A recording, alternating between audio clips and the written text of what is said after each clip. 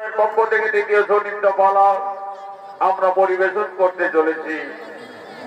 এই সনিন্দমালা সম্পূর্ণ পুরাণের কিন্তু মঞ্চস্থ হবে সামাজিক আধুনিক টাইপে।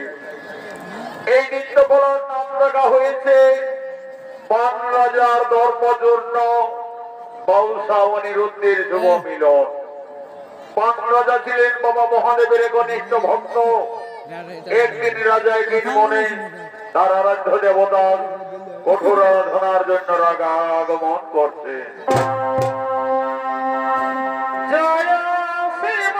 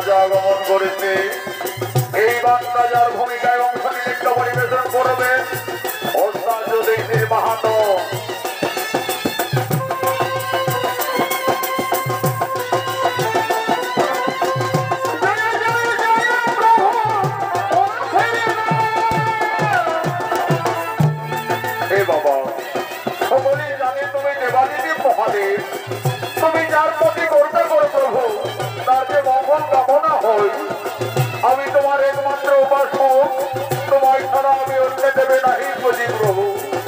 তুমি আমার তন্ত্র, তুমি আমার মন্ত্র, তুমি আমার জ্ঞান, তুমি আমার প্রাণ। তুমি আমায় দেখা দাও হে বাবা শুধু, আমায় দেখা দিয়ে আমার মনের বাসনা বড় করো।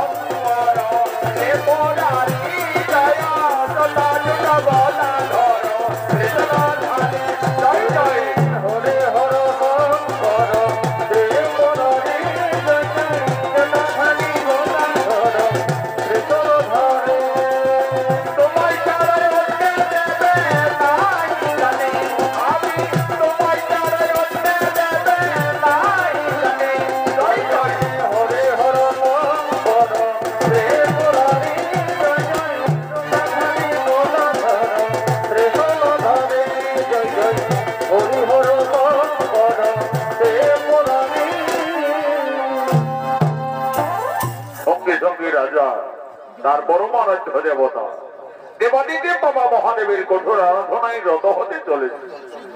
ওম নমো দেবায় দেবায়, ওম নমো শিবায় শিবায়, ওম নমো মহাদেব মহাপ্রাণ মহাযোগী মহেশ্বর সর্বপাপ হরম দেব মকরাই নমো নমঃ।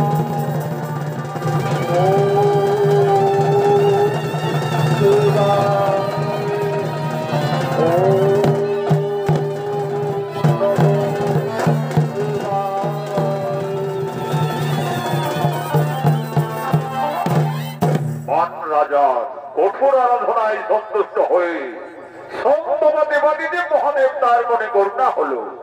আজ বাবা ভোলানাথ তার সদৃশ রূপ রাজার নিকটে দর্শন দিলে। হে ভক্ত, তুমি জ্ঞানযোগ্য করুন মিলন আছি আছি আমি বাবা ভোলানাথ। এসেছেন প্রভু, আমার আরাধনায় সন্তুষ্ট হয়ে আপনি এসেছেন। আপনার জন্য জানাই বাবা শতকোটি ষষ্ঠ প্রণাম। ওরে আমার পরম ভক্ত, মনের কথা খুলে বলো, কি বা লাগি করিয়াছ মোর কঠোর উপাসনা? যাহা ইচ্ছা মাগবর, আজ আনন্দের সহিত যাব আমি কৈলাস শিখর। বাবা ভোলানাথ, বাবা ভোলানাথ, কৃপা করি যদি দিবেন মরে বর, তাহলে বাবা এই বর মরে করে দান। আজ থেকে যেন বাবা আপনার বরে হতে পারে আমি এই ত্রিলোকের সর্বশ্রেষ্ঠ রাজা। আর দ্বিতীয় বরে চাই বাবা ভোলানাথ, আপনার বরে যেন যুগে যুগে থাকতে পারি আমি অমর হয়ে। তথাস্তু। ওরে আমার পরম ভক্ত, এই বরে আমি তোমায় করলাম সমর্পণ। আজ থেকে তুমি আমার বরে বলিয়ান হবে ভক্ত। স্বর্গ মর্ত পাতাল ত্রিলোকের হবে আমার বরে সর্বশ্রেষ্ঠ রাজা। এই বর আমি তোমায় দিলাম ভক্ত। কিন্তু তুমি জানো বৎস, জন্মিলেই মরিতে হয় এই ধরাকুলে। তাই ভক্ত আমি তোমায় প্রকার অন্তে করলাম অমর। বিপদে পড়িয়া যেদিন যেখানে আমার নাম লইবে স্মরণ, সেই দিন তোমায় আমি বিপদ থেকে করিব মুক্তি। কথাটা মনে থাকে যেন। চিরসুখী হও ভক্ত, আয়ুষ্মান ভব, আয়ুষ্মান ভব, কল্যাণ হোক।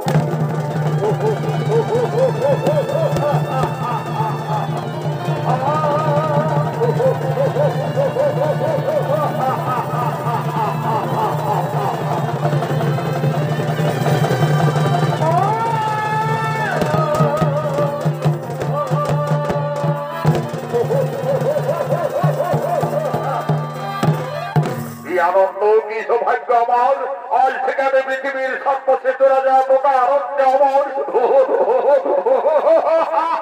কিন্তু না, আমাকে পরীক্ষা করতে হবে। পরীক্ষা করে জানতে হবে এই দেবতার দেবর আমার প্রতিষ্ঠিত হয়েছে কিনা। কোথায় মন্ত্রী মহোদয়, কোথায় সেনাপতিগণ, তোমরা যে যেখানে আছো আমার সম্মুখে করা আগমন। ধনী তোমারে কি ভোলা যায় গো, ধনী তোমারে কি ভোলা যায় গো। আকাশের তারা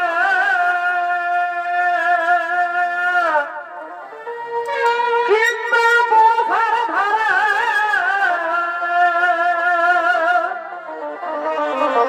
আকাশের তারা কিংবা বর্ষার ধারা,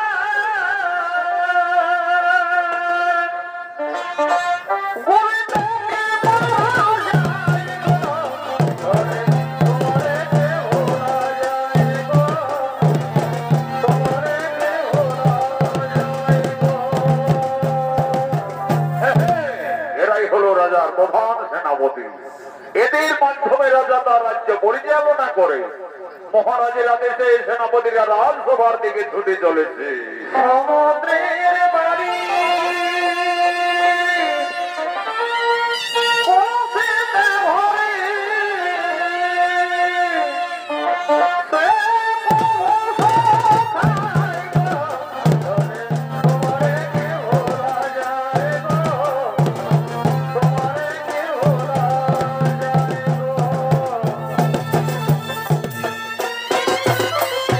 ভরে, ভাই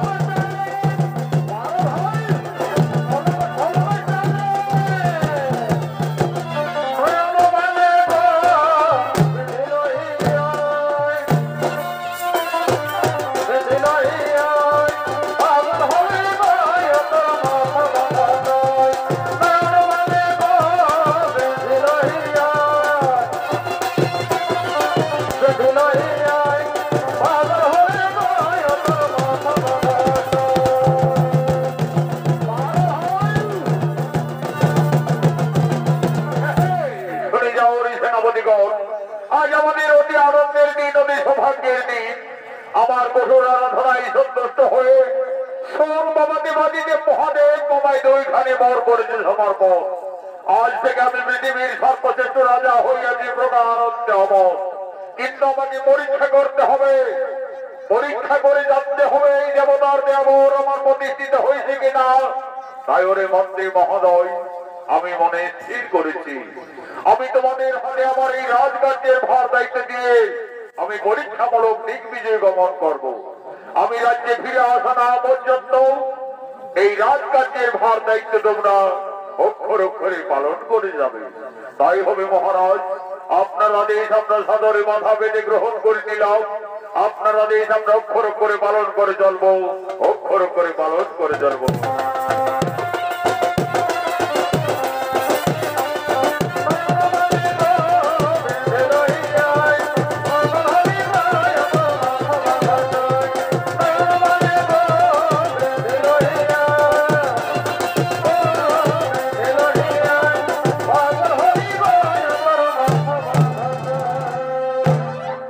সেনাপতিদের হাতে রাজকার্যের ভার দায়িত্ব দিয়ে রাজা পরীক্ষামূলক দিগ্বিজয় যাত্রা করিলেন।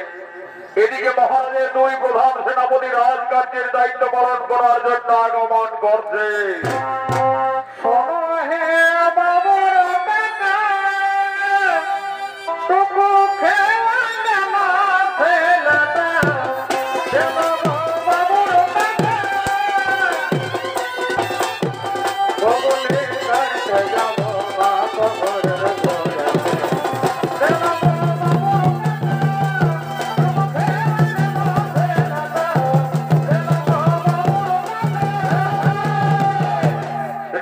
আগমন করেছেন। এই দুই প্রধান সেনাপতির ভূমিকায় অংশ নিতে পরিবেশন করে দেখাবেন ওস্তাদ সনদ মাহাতোর দাদার ছেলে তরুণ শিল্পী আকাশ চন্দ্র মাহাতো, সঙ্গে তার প্রিয় সাথী বিকাশ মালি।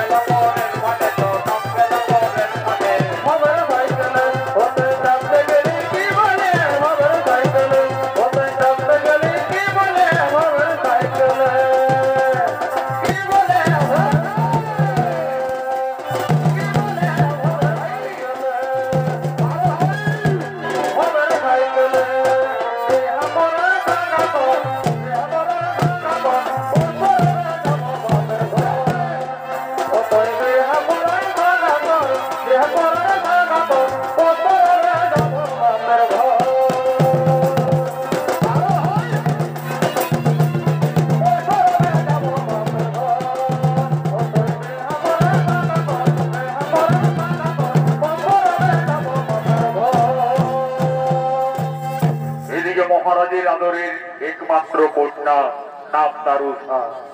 রাজকুমারী প্রতিনিয়ত শিব ঠাকুরের পূজা করতেন, তাই সাথীদের সঙ্গে ফুলের বাগানে রাজকন্যা ফুল তোলার জন্য আগমন করছে। ফুল বাগানে, ফুল বাগানে ও ফুল তুলিব মোরা নিরজনে।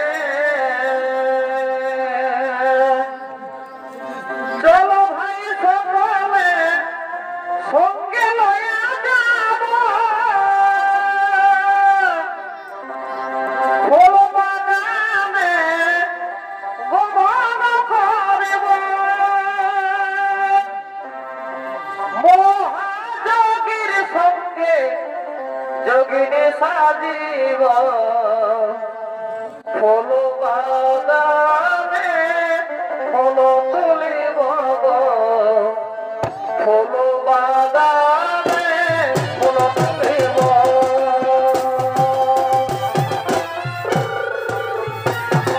এ হলো রাজার একমাত্র আদরের কন্যা, নাম তার উষা। রাজকুমারী সাথীদের সঙ্গে শিব পূজা করার জন্য ফুলের বাগানে ফুল তোলার জন্য আগমন করেছে।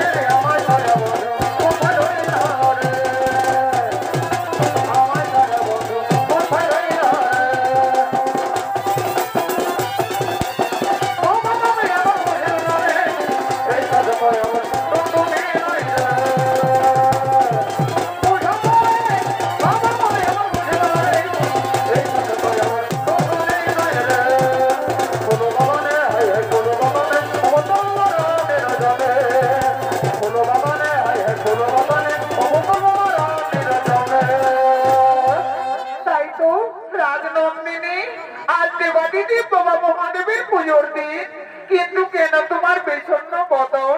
বলো না রাজকন্যা, কি বাজারে তোমার মনে বেদনা? ওরে সাথীগণ, ওরে সাথীগণ, তোমরা কি আর বুঝতে পারবে আমার মনের বেদনা? জানো সাথীগণ, আমি ঘোর নিশিতে স্বপ্ন যুগে হেরি এক অজানা অচেনা রাজকুমারকে, সেই রাজকুমারকে আমি শোনে স্বপ্নে মনে প্রাণে আমি যে আপন ভেবে ফেলেছি। কিন্তু কে সেই রাজকুমার? ওর চিত্রলেখা তুমি তো না দেখে পৃথিবীর সকলের চিত্র অঙ্কন করতে পারো। যাও না দাসী, আমার সেই স্বপ্নে বা রাজকুমারী তুমি একটি চিত্র অঙ্কন করে নিয়ে আসবে। যাও।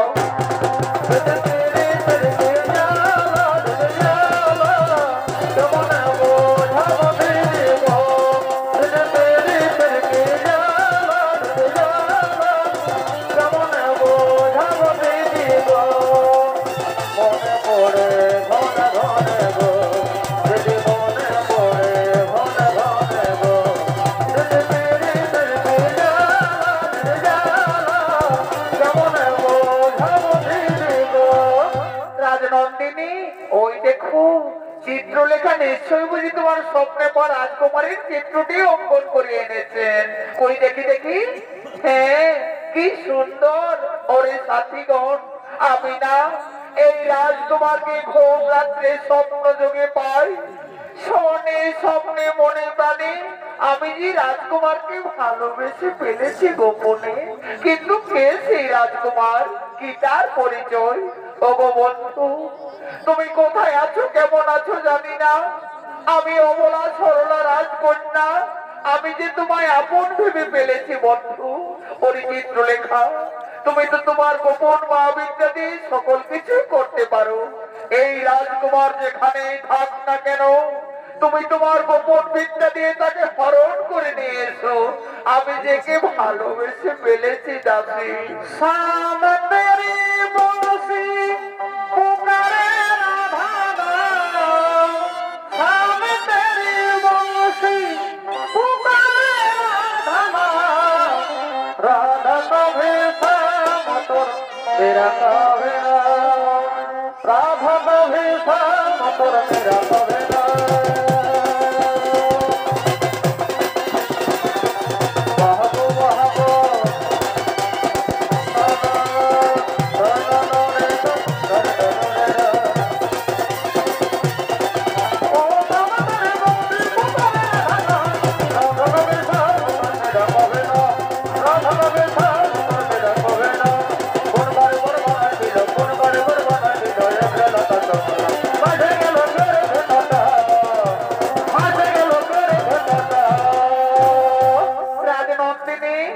আমি স্বর্গের রাজসভা থেকে হরণ করে আনিলাম তোমার স্বপ্নের রাজকুমারকে, কিন্তু তুমি খুব সাবধানে রাজনন্দিনী।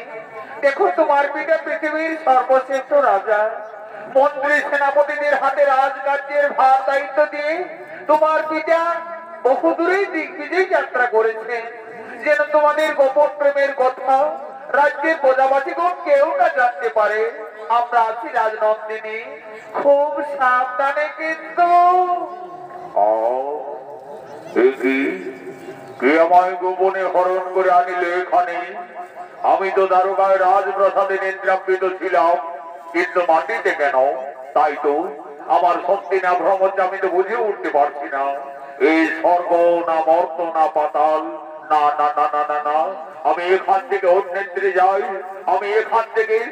না কুমার, আমি যে গোপনে হরণ করে এনেছি তোমাকে। অপূর্ব সুন্দরী তুমি, দেখে যেন কোন রাজকন্যা মনে হয়, কিন্তু কেন বলো তোমার সত্যি পরিচয়? কেন তুমি স্বর্গ হতে আমায় হরণ করে আনিলে এখানে? কুমার, আমি বান রাজার কন্যা, নাম পুরুষা। শোনে স্বপ্নে তোমার প্রেমে উন্মাদিনী হয়ে আমি যে তোমায় ভালোবেসে ফেলেছি বন্ধু, তাই তো স্বর্গ হতে হরণ করে আনিলাম তোমায়। আমার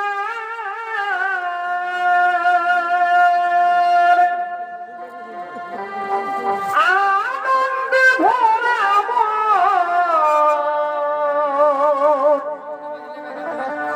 হিয়ায় ফলে রাজনন্দিনী, হে বন্ধু, তুমি আসবে বলে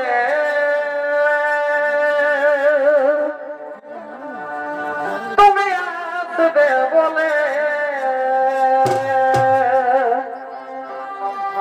রেখেছ পুরো ঢেলে শীতল জলে,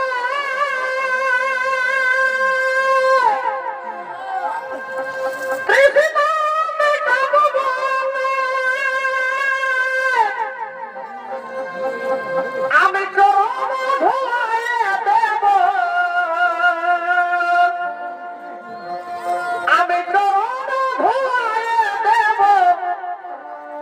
এই মুছায়া চলে